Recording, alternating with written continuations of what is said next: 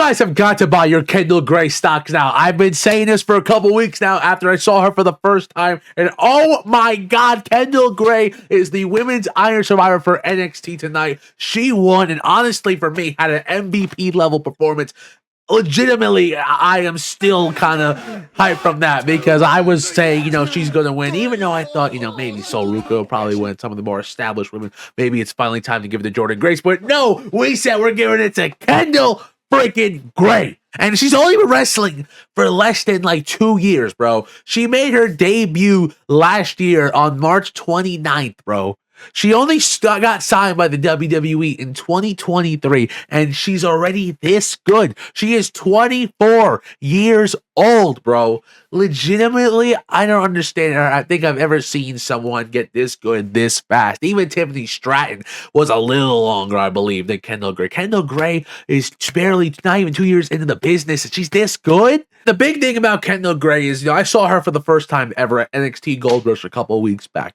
I try to watch NXT as often as I can, but, at work and other things, I'm not usually able to tap in. But when I saw her match, I was like, whoa, hold on a minute. This is Evolve is not something that to me really stood out. I assumed there were going to be some light matches. The Jackson Drake match was actually good as well. But Kendal Gray's match really wowed me. I was like, whoa, this match really was good. And she faced Lainey Reed defending her Evolve Women's Championship, and it was about a 6.5, 7 minute match. 6, 7. But the match was really solid. The moves she was doing, the sequences, her in-ring chemistry was just off the charts, man. I was like, yo.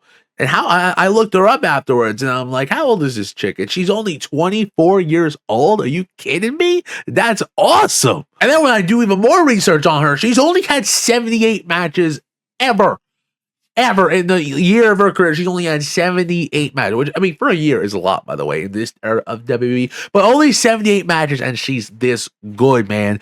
I don't even get it, bro. And the biggest thing I want to say is y'all gotta buy your stocks into her now. If you want to say you were a fan when she was growing, the rise is happening in front of your eyes. It's not something that, the future, we gotta wait a couple years. No, the future is now. The next big thing, Kendal Gray is here, and she's ready to take over the business. So talk about the match. The match started off with Kalani Jordan and Kendal Gray. These two women, their in-ring psychology and the early chemistry they had was something that really stood out to me first off, because they were going nuts with a bunch of false finishes and reversals of each other's moves. It felt like they scouted each other out. And right as Jordynne Grace was going to make her entrance as the next entrant, we had Kendal Gray getting the first fall of the match, pinning Kalani Jordan in a roll-up pin, which was really sick and really cool. And I'm like, yo, are we actually going to get Kendal Gray win this match? I got a little excited for him, not gonna lie. As Kendal and Jordan were brawling, we had Kalani Jordan's time run out, so he officially was back in the match. She hit a jawbreaker on Jordan, and then we got her and Kendal going back and forth with the pinfalls again, which Jordan ultimately getting the pinfall, tying them up at 1-1.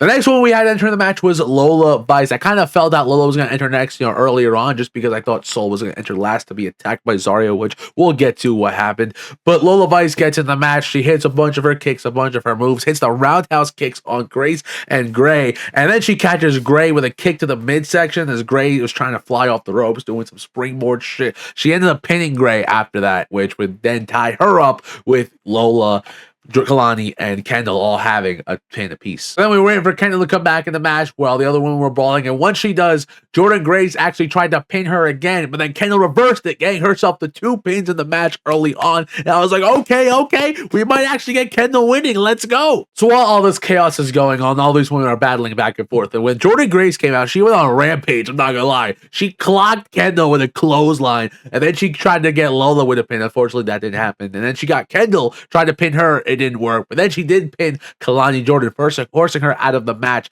right before Sol Ruca came in. And when Sol Ruca came in, she was just going to the ring, minding her own business, trying to get into the match, and then Kalani tripped her, threw her into the stairs. Then after a 2-second beatdown, Sol Ruca was getting carried to the back, and we're like, wait, what? That was it? She's done? Is she gonna get replaced? What's going on here? And as they were doing before, we had a lot more false finish roll-up type things. We had actually Lola and Kendal going back and forth, trying to pin each other, and then once Kalani Jordan came back in, she hit a super kick on Jordan, and then Lola and Kendal were trying to do some weird swing move. I don't really know where they were going with it, but Kalani landed on her feet, took out both those two women, and Jordynne Grace was on the ring apron, which Kalani Jordan hit a Spanish fly to the floor, and I was like, Oh, that would hurt to me. I'm not gonna lie to you. At this point, Sol Ruka would then come back into the match after like a whole crazy brawl, which I'm sorry, this match was not long enough for Sol Ruka to act like the one bump to the stairs was like the craziest thing in the world now. Might just be me. Maybe I'm just nitpicky or whatnot. But she came back in and immediately